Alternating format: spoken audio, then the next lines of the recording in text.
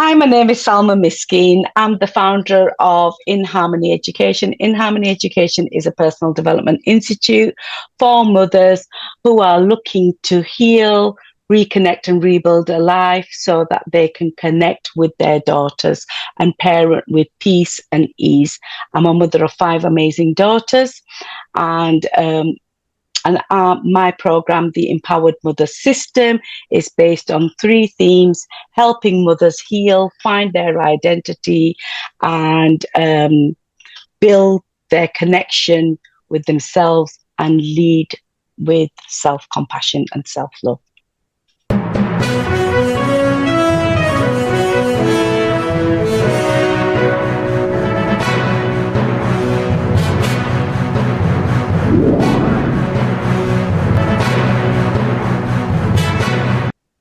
Welcome to yet another exciting episode of the Online Prosperity Show, the #1 place for coaches, consultants, and brave humans who are tired of carrying emotional weight that isn't theirs. And I hope you're ready to finally live, lead, and parent from a place of inner harmony. I'm your host, Taruvinga, and if you're watching this right now, you're probably a mother of daughters or a woman aged over 35 who's been shrinking themselves to find peace, or you're battling self-doubt or struggling to reconnect with who you really are. This episode is going to speak directly to your soul. And if you're just joining us for the very first time, don't forget to subscribe on whatever platform that you're listening on so that you never miss any of the conversations that will help you create a happier and more peaceful existence. Now, today I'm really excited and have the absolute pleasure to be welcoming the incredible Salma Miskeen. Now, Salma, how are you doing today? I'm doing very well. Thank you, Prosper. Fantastic. Now, for those that are meeting Salma for the very first time, Salma is a lifelong learner, educator, mother of 5. Yeah, I have said 5, and the founder of In-Harmony Education. She's also the woman who's quietly helping mothers heal generational patterns, rebuild their confidence, and also lead within using the empowerment coaching that she's going to be talking about, and also positive intelligence. All right. And for those that are wondering what this call is going to be about, I think this is going to be fun, transformational, and yes, a little bit of the unexpected, because we're going to unpack Salma's journey from being an adult educator to an empowerment coach. And then also the moment in 2013 that actually changed the trajectory of her life, and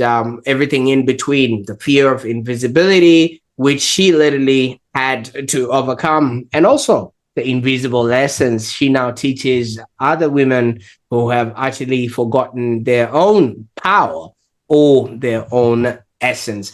And we're going to be exploring all that and the personal breakthroughs that she encountered that then shaped the program she has, which is the Empowered Mothers System. So if you're watching this and you are thinking to yourself, I might need to know a thing or two about this, I want you to hold on to your seats, because this is going to be an explosive episode. Now, Salma, I could go on and talk about things I'm not even qualified to talk about. You had a completely different life before In-Harmony Education. Tell us a little bit about the journey while you were an adult educator, and what made you realize that I might be helping people to learn, but am I actually helping women who are looking for healing? Yeah, thank you, Prosper. That was quite an introduction. Thank you. Really appreciate it. And just to add to that, I'm a mother of 5 amazing daughters. And what led me to create the Empowered Mother System it all started in around 2018, 2019. I had just completed my master's degree in education, coaching, and mentoring. And as coaching changed the trajectory of my life in 2013, as you mentioned, I was looking to set up an online business so I could reach women globally. So women like my former self who were struggling to connect with their daughters, were experiencing moments of disconnect and really don't know what is going on, why they have that friction. And the moment of discovery came when I was teaching a class of adults, women predominantly. And when I was doing my introductions and we were having the conversations, I noticed some women feeling quite disconnected and sad. And I approached this woman in particular, and she said, "Your story is so inspirational, Salma. We are the same age." She had discovered this by now because I'm very open when I am sharing, when I'm connecting with my fellow colleagues and learners. And she said that we have the same amount of children, but look where you are. You're doing amazing things. And I'm still in a rented home. My children have left home. I hardly see them. My partner has moved back home and I'm all alone. And she was very sad. And here she was in the mainstream college to learn English. And she was here because the situation forced her hand to be there. She didn't want to be there. She was there because she wanted to, it was her benefits depended on her to be there, because she was told by the systems to attend college so she could improve her language skills so she could get a job. And as I worked in mainstream education, working with women, more and more I discovered that these women need healing first before they can actually choose the path that they desire. They shouldn't be here because they're forced to be here. They should be here because this is their calling. And that's when I decided that I've been blessed. I've had the opportunity to heal, rediscover myself, and connect with myself. And I live a beautiful, peaceful life. And I want the same for other women from my generation, especially.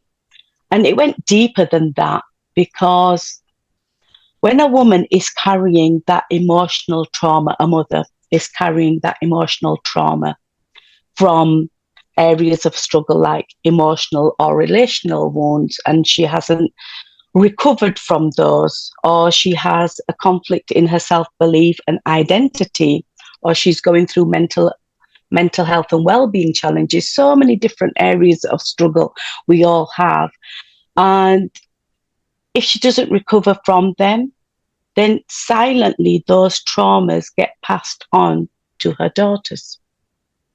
And I experienced that. I saw that with one of my daughters, that when I was struggling as a young parent with my emotional wounds from my childhood and my relational wounds, subconsciously they were adopted by my daughter.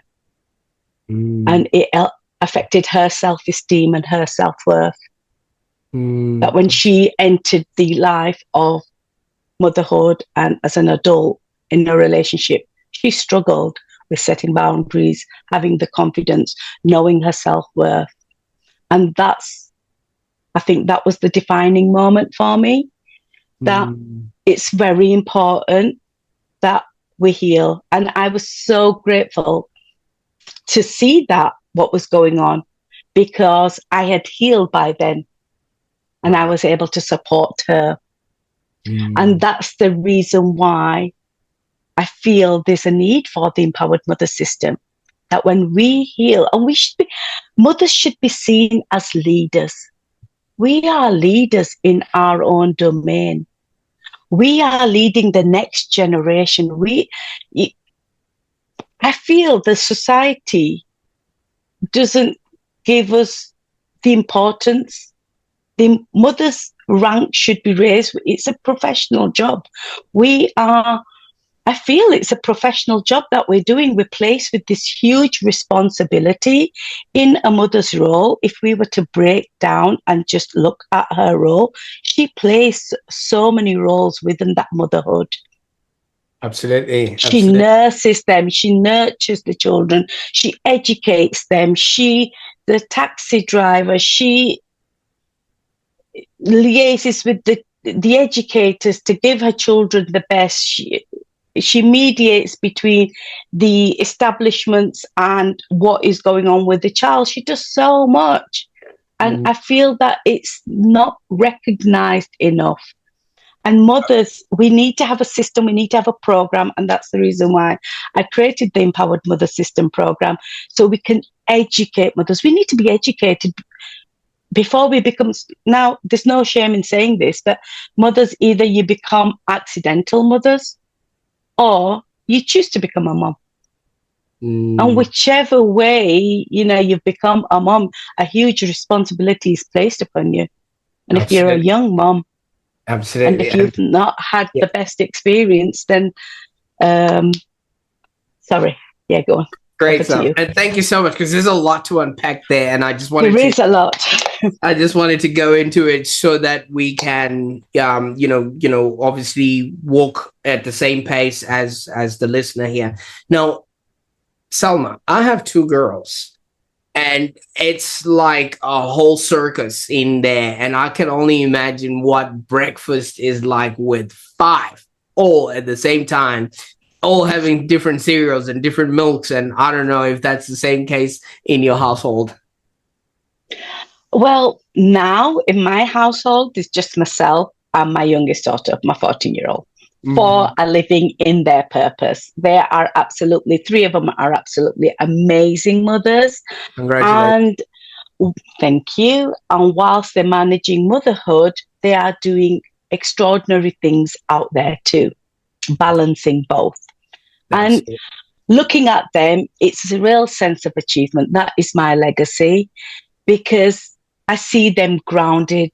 I see them healing. I see them reconnecting and, leading from within, rather than the external factors are just pulling them in all direction, rather than them driven by their own emotional wounds.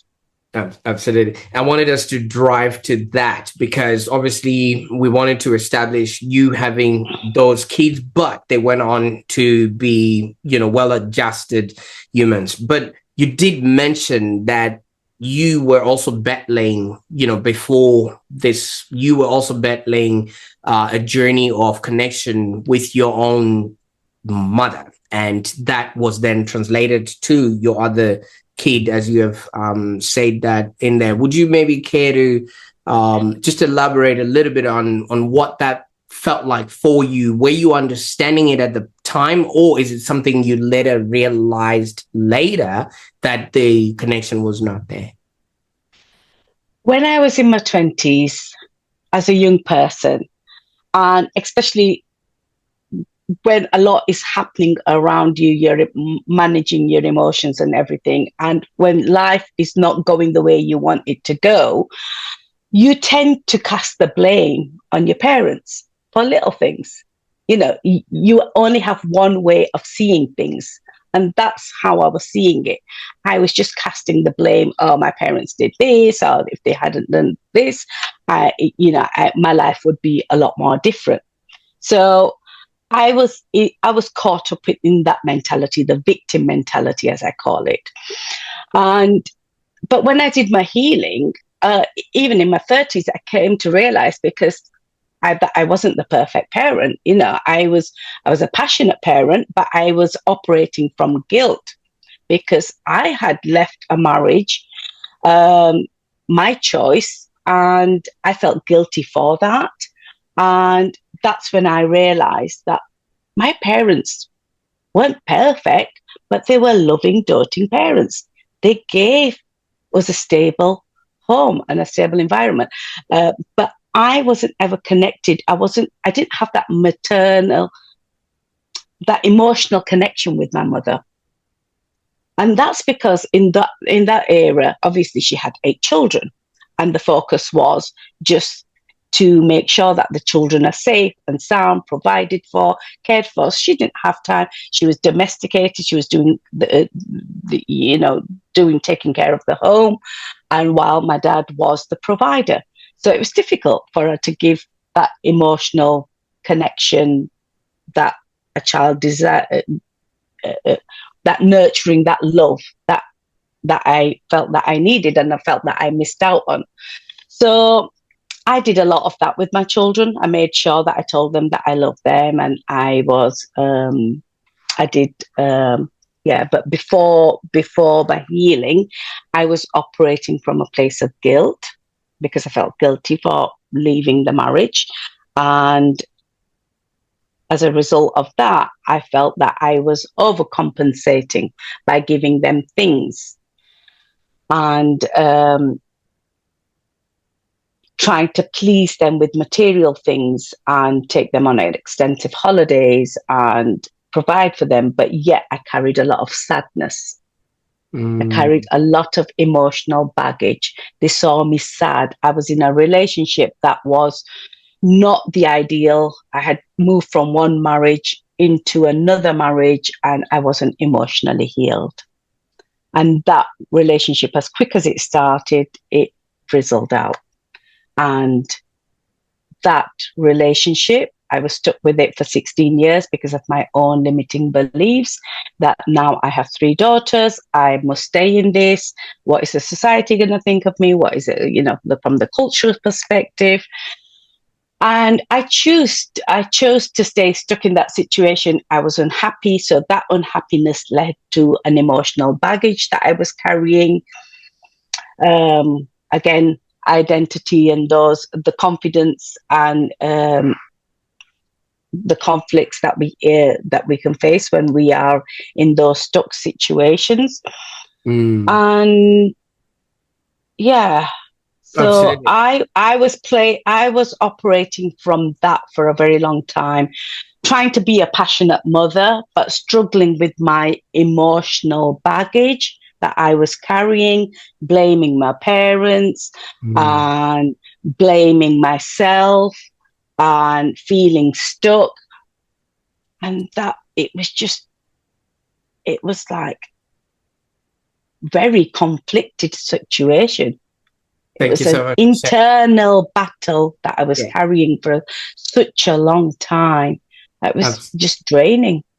Absolutely. And thank you so much for sharing that. And I mean, obviously, you brought up a point here where you say you were putting the blame on the parents. And half of the time, parents are only just doing what they can with the information they have at that particular time. As you have elaborated, there was 7 other siblings that also would have required their love and attention and things of that nature. Did the other 7 siblings experience what you were experiencing, or was this a journey that you needed to take on your own? I think the other siblings actually did, to some extent, experience that. And then we all came to understand as we grew up and we became parents ourselves that was the era, that was the generation back then.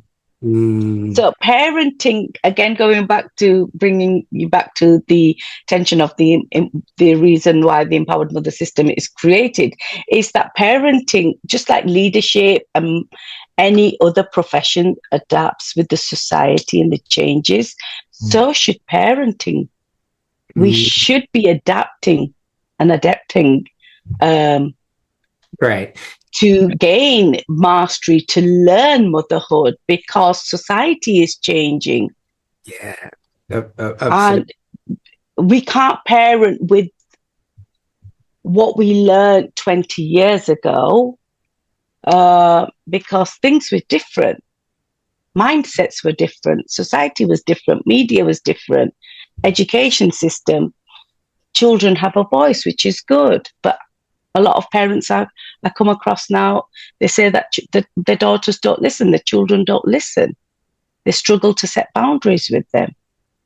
Absolutely. And what I like about that is it leads us into how you then, obviously in 2013, underwent some therapeutic coaching, which you say completely changed your life. And so many people don't necessarily go out and seek for solutions in order for them to actually better themselves. You know, it is what it is. It's always been like this, and that's how my parents did it. And then they just keep passing on that generational trauma along the way. So could you maybe take us to that moment where you underwent this coaching, and what really shifted inside of you that you couldn't unsee afterwards?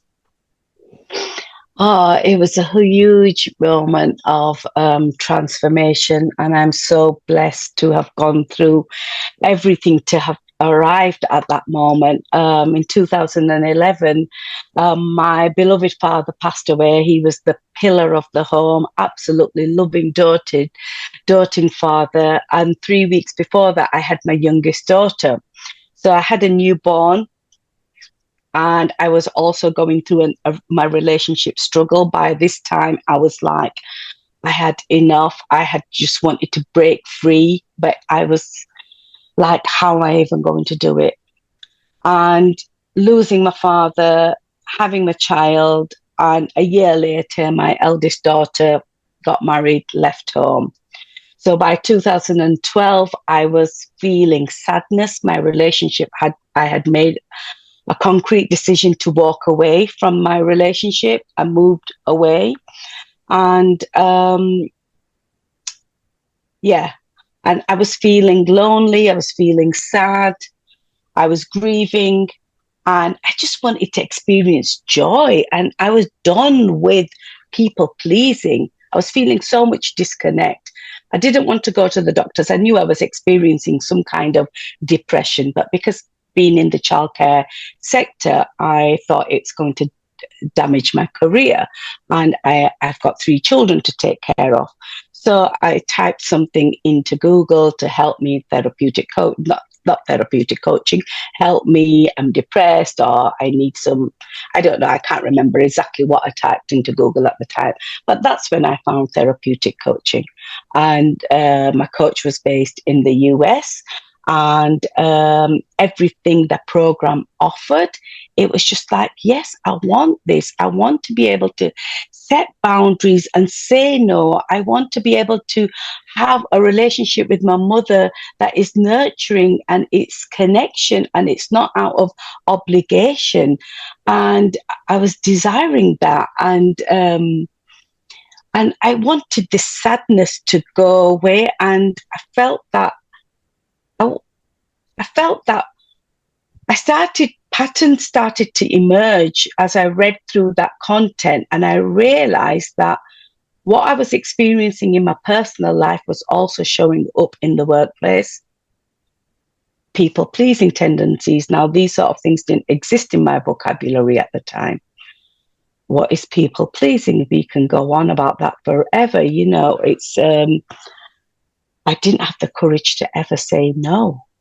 I was always doing more because I was conditioned that if we do more, that is how you will get your recognition. If you say no, you're not being a good person. So, and again, it goes back to the paradigms and the traditions and the cultures and the beliefs that you are raised with. So anyway, I plucked up the courage to invest in myself, to have coaching, therapeutic coaching. It was a 6-month program. My coach held a safe space for me. It was a huge moment of liberation where I was able to sit with a stranger and just speak from my heart and let it all out. I don't think I'd ever let it out. For 4 decades, I was carrying all kinds of stuff. Everything was just everywhere. But she was able to unpick it. And yeah, I took a leap of faith and I joined the program. And then since then, my life bit by bit changed. I set boundaries for myself. I understood what my values were, what my beliefs were about parenting. I felt stronger. I felt confident. I was able to say no. I was able to build a relationship with my mother. I quit the blaming game. I took responsibility. Life was becoming beautiful. It was becoming empowering. Things were just changing, from why is life so hard? Why is it so difficult? I can't ask for help, to asking for help comfortably. Little things like that. Absolutely. And thank you so much. And the results in my life then, changed. Absolutely. And thank you so much for sharing that. Now, you did obviously mention there was cultural luggage, there was societal expectation, which seemingly was stopping you in your tracks and keeping you retain these patterns and things like that. Now, for women that are watching this who secretly struggle with the one thing that you had, which is people pleasing, and maybe are hearing it for the very first time, or sometimes it's called imposter syndrome, where you literally have to be something that you're not just so that you go along with the status quo and things of that nature. What were the very sort of first signs that told you were stuck in these patterns? Because some people don't quite realize, and fish don't see the water they swim in. Yeah. I don't think I saw any of it till I started my coaching, because like I said, those words weren't even in my vocabulary. And it's when I started my coaching journey and I then started to embark on personal development that this whole world emerged, and it blew my mind. And I realized that why is it that we have never talked about this in our education system, especially back then? It is emerging now. Children have more awareness. They have they have curriculum in the school that teaches children how to uphold themselves, how to connect with themselves psychologically. There's a lot of more psychologically and psychology and philosophical views that are emerging in the society. But back then, when I was growing up, moving from a daughter to becoming a wife, and then to becoming a mother, and then to becoming an educator, and I was just pulled by the external paradigm. So none of this existed. So going back to what you were saying, people-pleasing tendencies, it was, I started to realize that why didn't I have the courage to say no when I should have said no? Why was I going against my will all the time? What was making me do this? And then that came from doing the inner work. When we started to do the inner work to discover, peeling back the layers from tradition to culture, right down to values, because that's your core. What is the driving force? Absolutely. What drives you in different contexts? So when you are able to set those values in different contexts, how do you want to show up as a parent, as a woman? What are your beliefs? What are your values? And that's when you start setting your standards and your boundaries. And that's how you start feeling empowered. Absolutely. And thank you so much for that, because so many people, as you said, you were discovering this for the very first time. And when you started going around, obviously showcasing the results that you were receiving, you did say some mothers were telling you that you're so lucky you've got all these good relationships with your daughters and things like that.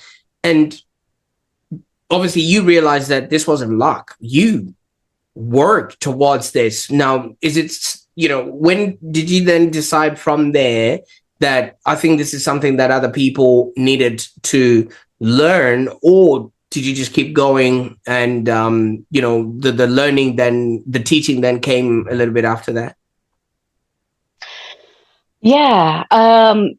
It was around 2018, 2019 that I started hearing more and more that, people looking at people around in my community, even in my family, like, you're so lucky, you have a good relationship with your daughters, you travel, you're living a prosperous life, you're peaceful, and that smile and that glow. And I guess it was attracting attention. And when people kept saying that you're so lucky, and I thought, no, it's not luck, actually. It's about what I've been learning as I've been going along and discovering and healing. It started off with healing, looking into the mirror and having the courage to understand and owning where I am right now. Because if we can be brave enough and accept where we are right now, that's where your healing begins. Your healing journey begins. So it was healing, reconnecting, rebuilding, and understanding yourself, learning what you learn, and implementing those strategies and the mindset and the habits. Like I said, it's a whole different world. It starts from you. You are the driver of your vehicle. And See, we already have deep set beliefs, and we already have a way of being, and obviously taking the template of what our parents would have taught us, as parents, and things like that. But what you're talking about is sort of rewiring yourself at a cellular level. At a cellular level, exactly that. Yes, you have to. And it's hard. One of my mentors used to say that you have to enter the inner gym. You have to go to the mental gym. There's a lot of heavy like the physical. There's a physical, yes, there's a physical gym. You go to the physical gym to, strengthen your body. But what about the mental gym? Because your thoughts hijack you. How many thoughts do we have per second? Like thousands of thoughts. And how many of those are serving you and those that are not serving you? For a very long time, to escape the reality, I would retreat inwards. I would just stay in my thoughts. And subconsciously, it's like when you know the route to your home, and you've had a long day at work and things have gone on, you're driving autopilot if you're an experienced driver, right? And that's your subconscious mind. You're going to let it drive you from the old program. And people say they keep getting if you keep getting the results that are not serving you, then you have to go back to, like what you said, rewire the mind, rewire our subconscious program, rewrite our program. Now, this is obviously foreign to a lot of people that wouldn't have understood. Some people turn to religion or whatever customs that, their parents would have passed down to them and everything else. And having to look within is not something that we're taught. We're always told to look to authorities. A doctor will give you some sort of medicine. A teacher will give you some sort of lessons. What is the response that you get from people? People must think you're delusional, Salma. I think the world that I'm in now and the people that I'm surrounded by, they get this. But yeah, I get what you're saying, because initially when I started this, it did seem very foreign. But it was like magic as well. It's like I had found a magic key, that I was doing something different. I was tweaking my mind, changing my mindset from the negative to the positive, flipping that switch. And it was at my will that I was able to do it. I was able to become an observer of my thoughts and catch them, change them. I decided which side of the bed I was going to wake up from. I was setting the intention. I knew how I was going to get into my vehicle. So it was just like a magical world. Yeah, you're right there. So some people will think you're delusional, but it's beautiful. Lead from within, and your life will change. You choose how you want to live. Yes, we have religion. Yes, we have policies. Yes, we have authorities. Yes, we have the whole world telling us how to be. Pick and choose. And Choose what happens it. to the immediate relationships? Like maybe the relationship with the partner, because when you change at a cellular level, the person they would have stood with on the aisle is not at the altar is not necessarily that person who is now in front of them, and things of that nature. And also the kids that would have fed from you are now having to reintroduce themselves to somebody who's changed from that particular level. What does that look like in terms of relationships, that people will start experiencing when they stop self-sabotaging or self-sacrificing? Yeah. So that's a good, that's a really good point. Things change when you change from within and you've set your paradigm. You then start operating from that. And then people who love you and respect you will love and respect you. They're the people that will stay with you. And if they don't, they'll just drop off. Because you've become aligned with yourself. You're whole, you're complete, you're confident. And you don't want to go backwards where you start people pleasing again, start shrinking to meet their needs. You should be comfortable in your skin to say, this is my boundary. This is my standard. And those that love you will respect that. I had the same thing with my daughters. It took some time because when I was operating from a place of guilt as a mother, I was overgiving, overcompensating, people pleasing. That people pleasing tendency showed in my motherhood as well, never able to say no, always available. But when they became adults and my life was changing, I started to set boundaries and I explained to them and we had conversations and they understood. And now they do the same for them and they love it. They love it. Mm-hmm. So people the ones that love you, they will respect you, respect your ways. They will not allow you to shrink. They will respect who you've become. And if it's the person at the altar that you said yes to, and they will grow, you will become the example. Yeah. And if they want to follow, they'll follow because you're the best version of yourself. And if they don't, then that was your journey up to there. Up to that point. That's how you see it. You can't, there's no attachment, you're free. You're free spirit.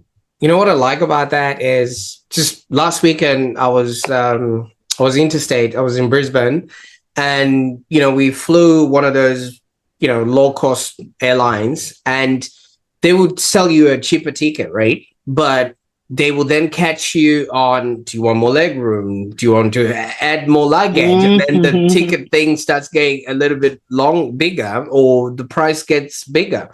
And they give you an allocation with the luggage, which is 7 kilos. If your luggage is 7.1 or 7.5, you literally are going to be paying twice or double the seat that you have just to bring that little bit of kilos there. So what that taught me is a lot of people are traveling heavy and it's costing them a lot. Mm.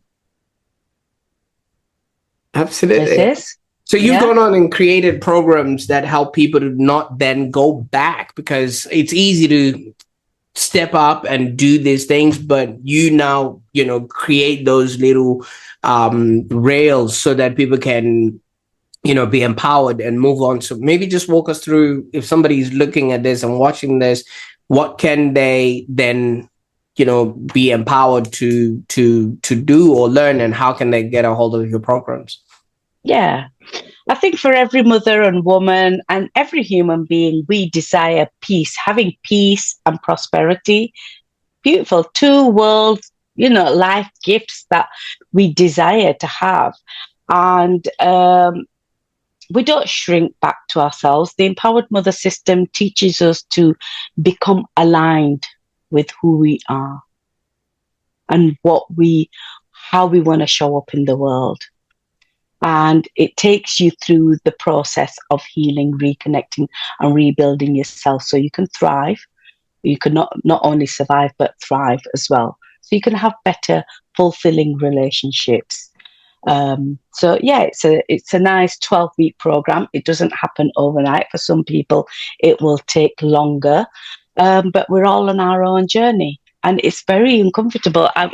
For me, when I started, I struggled with a lot of things because my family have a certain way of doing things. And I now wanted to do things differently. I wanted to break some traditions.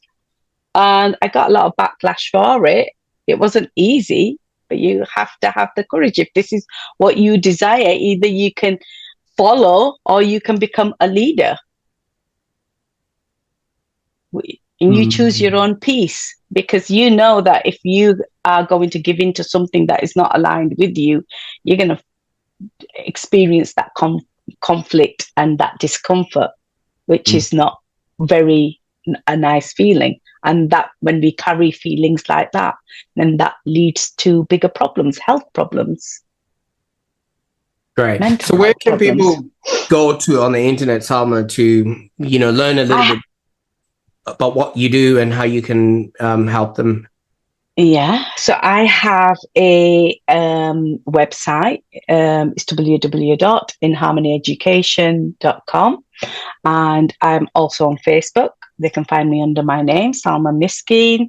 I'm also on Instagram, and they can email me. So yeah, I'm trying to become more and more visible and learn about social media so I can put myself out there and help women who really want to heal and take control of their lives. So, yeah. Absolutely. And thank you so much. I'll make sure that all those links are in the show notes so that people can actually get started on those journeys. Now, Salma, there's a misconception, in your field. I speak to a lot of coaches and consultants, and people think that healing means you're digging into that trauma forever, and you're constantly having to go through all of these things and relive whatever younger self version would have experienced, instead of just living the moment and looking into the future and things like that. Now, what's one myth about empowerment work or the mother-daughter relationships that you actually wish people would stop believing? Yeah, you said it, and that is something that is so beautiful. That living the moment. We are not living in the moment. We are not seizing the moment. But a disempowered mother, how can she seize the moment if she has not healed? And yes, healing, and what I love about coaching is coaching helps you bridge the gap from where you are to where you want to be. So the past is the past. The past is only a lesson now. The present is what counts. It's what you sow today. That's what you will reap tomorrow. So start whatever you can do. So that's why I say that set intentions, your intention for the day. How are you going to get out of bed? What is going to be the driving force? What are you going to do that is going to serve you tomorrow? The past we can only learn from. Yes, it shouldn't have happened. Yes, it was uncomfortable. Yes, it was painful. But use that. Every woman, every mother has a story. Every human being has a story. We use that story as a catalyst for the story to help others, to help us grow, to learn from that. What can we learn from that situation? It was painful. It wasn't nice. But revisiting and reliving that moment over and over and over again, that becomes your paradigm. That becomes your truth. And that becomes your reality. Wow. So they say that when people don't, you live 40 years and or you've lived, and you live 40 years doing the same thing over and over again, then you haven't lived 40 years. You've lived the 1 year. But when you live 40 years doing every day something different that is going to expand your growth is going to expand in your career, in your relationships, in your motherhood journey, in every aspect of your life, then you're growing, you're evolving. And speaking of growing, maybe somebody is probably listening to this and thinking, maybe it's a little bit too late for me. I'm a little bit too old, or I'm tired. Where do I even begin with this and things of that nature? What's the sort of one message that you'd want them to hear from you today? Yeah, the one message that I would like on that point, that healing begins with one brave moment of honesty. So if you can just acknowledge what is holding you back, or even understand that there is a problem or there is an issue, or take some responsibility for what is going on in your life, that will change the trajectory of everything. It's about owning what is going on. And we don't have to do, healing doesn't happen overnight. It's lifelong. It's just that one moment of honesty and having the courage. Absolutely. Feel the fear and do it anyway, because like Yeah, you feel said, the fear. it's going internally and you're going to meet things that you thought were buried in there and you're going to have to face them. And that's the only way to heal.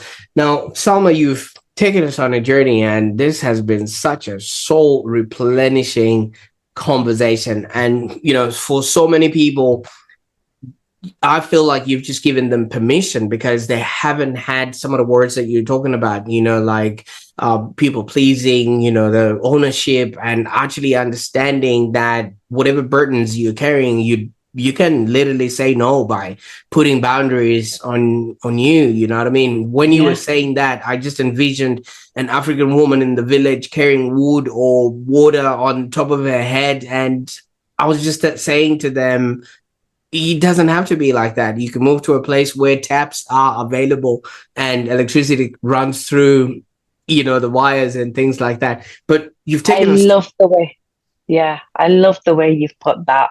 But the image that you've just said, the African woman carrying the water on her head, that is physical burden. The emotional burden is a lot more lagging. And what you just said was like giving yourself that permission is so valuable. We can give ourselves permission. Say, well, you've brought us into your world now. We're almost, you know, knowing exactly where to light the lights and switch on and off, and where to open the water and everything else. What's next now that we're in your space? What are you working on right now that we can be excited about? See, like I'm already sitting front row seats right now, waiting for the next thing to see what are you working on, Salma. Yeah, I'm so grateful that for the last 6 months I've spent with a coach overcoming my own fear of visibility. Now that I am stepping into my fear and doing it anyway, I would like to see the empowered mother system program every part of the globe. Every mother should go through some kind of a healing process. I mean, there's a lot of products and podcasts and books and audios on parenting, and education is good. But education without the healing, it's just going to be mere entertainment, because if you're not healed, you can't implement it at a subconscious level. So you need to rewire your program. So yeah, I'm looking forward to collaborating with other coaches, educators, people who are doing similar work. I want to enter their world and make this a huge movement and a source for every mother who wants to parent with peace and ease and enjoy motherhood as well as the purpose that she wants to step into. Absolutely. Absolutely. I can't wait to see you reaching out to so many people, because in our world, parenthood is not taught. It is caught, and you never know what came through that net that you just caught. And so many of us are just going off of a script or you know, a presentation from 1935, and maybe our parents were watching it on black and white TV and they couldn't see all the words, and yet we're just going on with that particular script, and we haven't dared to change it now that we've got powerful engines. Yeah. I'm really grateful that we had this moment in time, Salma. I am really grateful. And I'm grateful to our parents for doing the best that they could as well. Because remember, they were on the same journey as we are. And they did what they could. Absolutely. And some people have had it good, some people have had it bad. We've all had an experience. But going forward, we can change things. We can become empowered mothers, leaders in our own domain. Thank you, Prosper, for having me. It's a wonderful opportunity, and I'm really grateful to be here. Absolutely. And for those that are watching right now, if today's episode just made you pause, breathe, or maybe see a little bit of yourself and Salma's journey, that was a sign. All right. Healing is not just for special people or for those that are specially ordained or tapped on the shoulder. It's for everyday people and women, especially, who are tired of surviving and ready to finally live with confidence, clarity, and harmony. So be sure to check out Salma's work at In-Harmony Education Ltd, and also book your free pay what you can discovery call that she is offering. And while you're at it, why don't you share this episode with a mother or a woman who actually needed to hear this message today? And I think whatever you would have done would actually have helped to spread this message. As you heard, Salma wants this to be a worldwide movement. And if somebody has shared this video with you, thank them the next time they see you, because they see something in you that you don't quite know as yet. And while you're at it, subscribe to the Online Prosperity Show, because you do not want to miss out on life transforming episodes like this. Until next time, I don't know what you're going to do with the information you got today, but bye for now.